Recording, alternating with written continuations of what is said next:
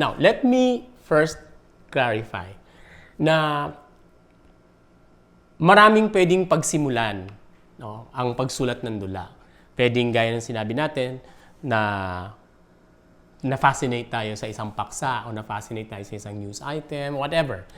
Pero pwede rin ang pagmulan nun na-fascinate ka sa isang character. And so, yun ang una mong dinevelop. No? At yun ang una mong hinanapan ng kwento at nilagyan ng sketch, pinakinggan kung anong tunog niya, etc. etc. Another way is maaaring nagsimula ka sa genre.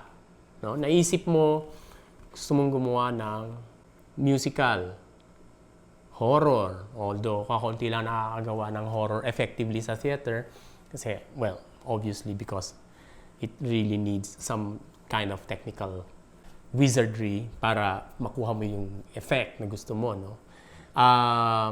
Meron ding, pwede mo ring gawing very traditional. But dito sa paksang ito, itong session natin na ito, parang ipapakita ko sa inyo or ipapaalam ko sa inyo na ang buong tradisyon ng teatro sa Pilipinas ay napakalawak. No? Kahit na sabihin natin hindi ganun kahaba kumpara halimbawa siguro sa Europa o sa Greece or any other country, when we say theater, the theater that is developed and written by mga playwrights or dramatists, no? Hindi natin siguro isasama yung mga ritual at saka yung mga folk traditions, etc. No? Maraming sa buong Pilipinas, mahahati natin siguro sa dalawa, no? Isang way para makategorize natin sa dalawa, no? Yung traditional na theater tsaka yung modernong dulaan. Yung traditional, nangyayari yan hanggang ngayon. Laganap yan, ano? Kahit saan ka magpunta sa Pilipinas. No? Ang tradisyon ng sinakulo tuwing Holy Week, ang tradisyon ng panunuluyan. Lahat ng mga religious plays and playlets and practices, no? Performance practices. Laganap pa rin. Meron pa rin nagpapalabas ng komedya. At meron pa rin nagpapalabas ng mga sarswela. Of course, nag-develop na rin yun. Ano? At may mga ilang pag-aaral na tungkol dyan. Magandang makita nyo, no, kung ano yung pinagdaanan ng kasaysayan ng dulaan sa Pilipinas. Kung saan naging bahagi ang playwright. Sa kasaysayan ng teatro sa Pilipinas, marami talaga itong pinagdaanan. At ako, lagi kong tinitignan na merong isang particular na divide. It's not a very hostile divide, no? Except that iba talaga yung practice ng theater practice, ng traditional theater at saka ng modern contemporary theater. Sometimes nag-overlap ito pero hindi ganun kalaki, no? When I say the traditional theater practice, I don't only mean the writing of it, I don't only mean the aesthetic, but also the organizing of it. No?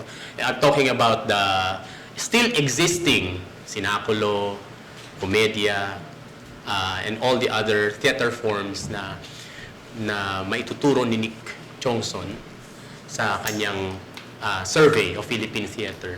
They still do exist, and while their roots come from the Spanish era and the American era, meron pa ding makikita sa mga probinsya. It's a community event that people in the community expect, no?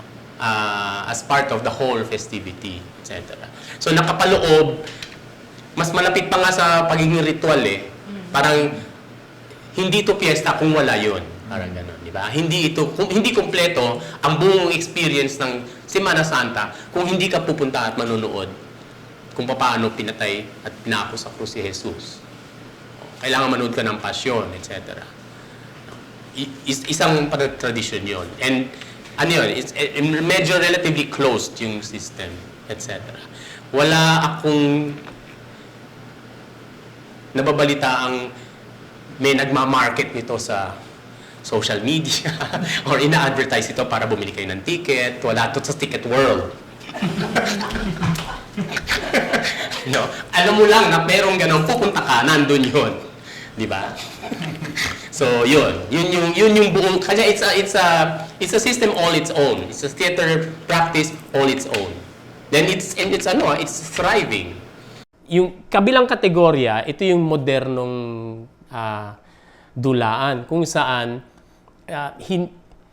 hindi ito dinikta ng kalendaryo, halimbawa religious calendar or ng piyesta, no? Kung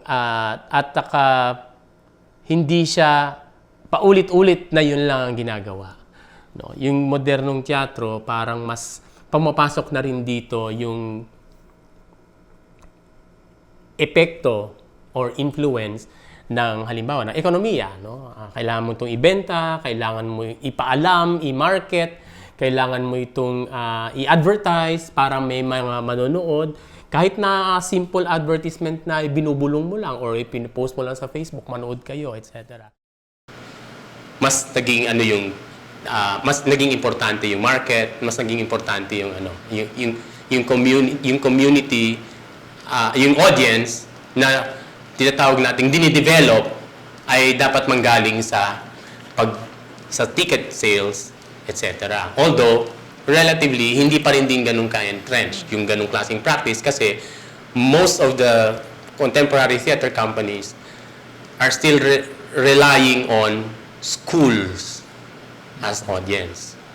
And pag sinabi mong schools as audience, merong hint na may pagkapatron pa rin kasi kakusapin mo yung principal para i-require sa mga estudyante para manood sila by the busloads.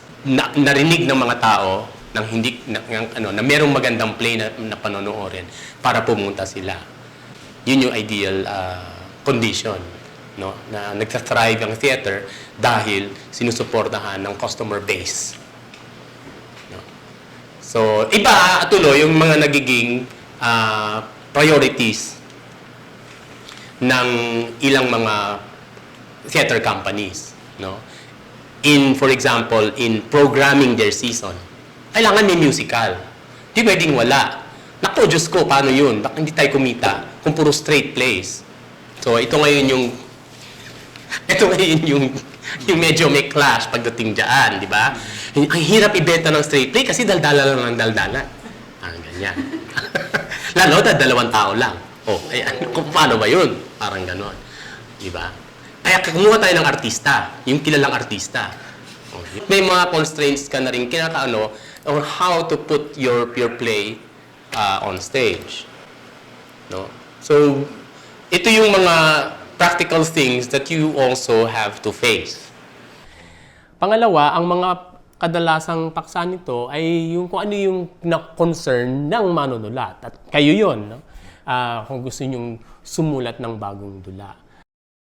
There's an area, there is also another layer of contemporary theater where they are able to experiment or push the limits away from the demands of market forces and yung tingin nilang expectation ng audience, etc. And most of the time, I think, this is the more exciting arena, especially for playwrights. Why? Because mas nakaka-create ng other forms. No? Hindi ka nako-constrain na kailangan musical. Hindi ka nako-constrain na kailangan mga artistang kilala. And I guess it would be the same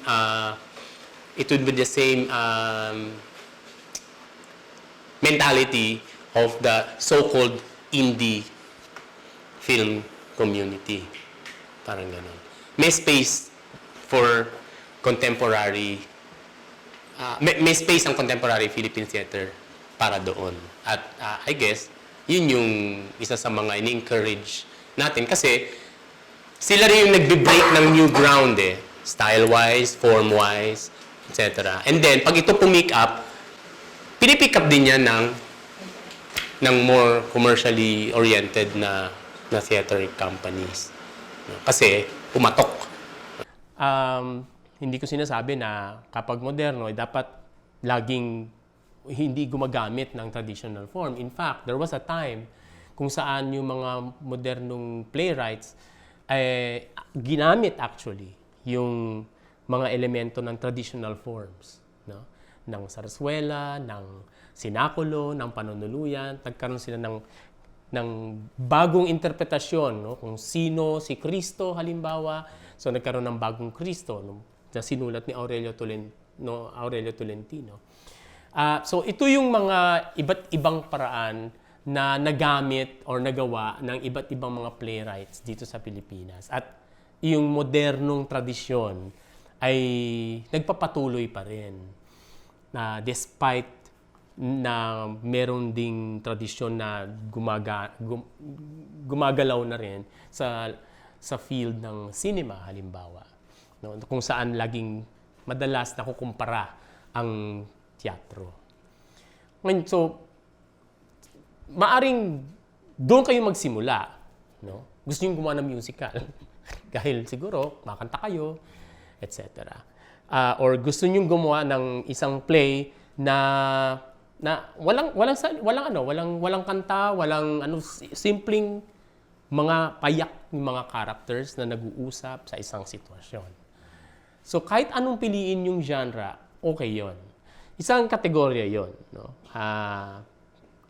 Malaki ang influence na mapagpipilian ninyo kung nagbabasa kayo at nanonood ng iba't ibang klase ng dula.